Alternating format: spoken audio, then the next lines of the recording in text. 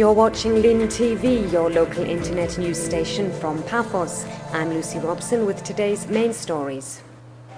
A call by MEP Daniel Hannan in the European Parliament for a fact-finding mission to Cyprus to probe title deed issues was rejected by the Vice President of the European Commission, Viviane Reding.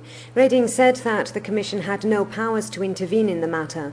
Although the EU Commission is aware of alleged property transfer irregularities in Cyprus, it can only intervene if EU law is involved. And PAPHOS is ready for the annual PAPHOS Aphrodite Festival Opera, following a full dress rehearsal of La Bohème by the Slovak National Theatre at Castle Square last night. President Christofias will attend this evening's performance. This year's event involves 2 Cypriot singers and the Bratislava Boys Choir. The event takes place tonight, Saturday and Sunday. On Thursday night, 250 people turned out to a memorial gig for a local musician aimed at raising cash for cancer charities. Local bands performed in tribute of 45-year-old drummer Dave Robinson, who died of cancer in June. The gig raised more than €3,000. Funds will go to the Cyprus Association of Cancer Patients and Friends in PAPHOS and the Mouth Cancer Foundation in the UK. And this week, low-cost airline Jet2.com announced new routes between Manchester and Cyprus.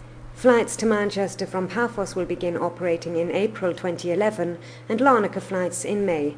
Meanwhile, budget airline EasyJet announced it will launch a new route from PAPHOS to Edinburgh from November 3rd this year.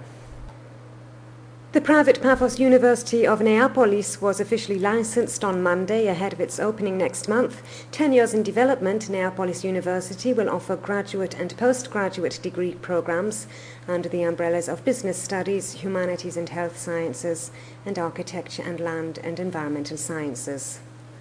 And a desalination plant had a trial run on Monday ahead of the launch of full operation. The unit, located on the coast below Gouklia, south of Aspro-Kremlos Dam, will provide water to communities and municipalities from the east of the district up to Peja. It will process 30,000 cubic meters of water a day.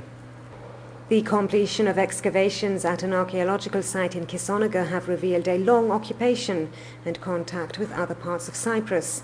The early to Middle Bronze Age site, called Kisonaga Scalia, was excavated by a team from Manchester University. The PAPHOS Taxi Drivers Association threatened dynamic action if the authorities do not take measures to deal with some of the problems that are undermining its members' livelihoods by September 15th. One of the key issues is that of unlicensed drivers ferrying passengers to and from the airport. This week, animal rights group ARC announced that the Cyprus fruit bat is under threat of extinction. Between 2005 and 2009, numbers fell by 85%. Colonies have been wiped out by extreme weather conditions and shooters, ARC said. The government is pushing national carrier Cyprus Airways and charter airline Eurocypria to merge after severe losses from both airlines. Cyprus Airways posted a €25.5 million loss for the first half of the year.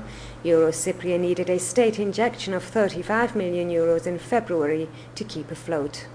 And finally, women in the arts will be showcasing their work at the second PAPHOS Female Artists Expo being held on Saturday.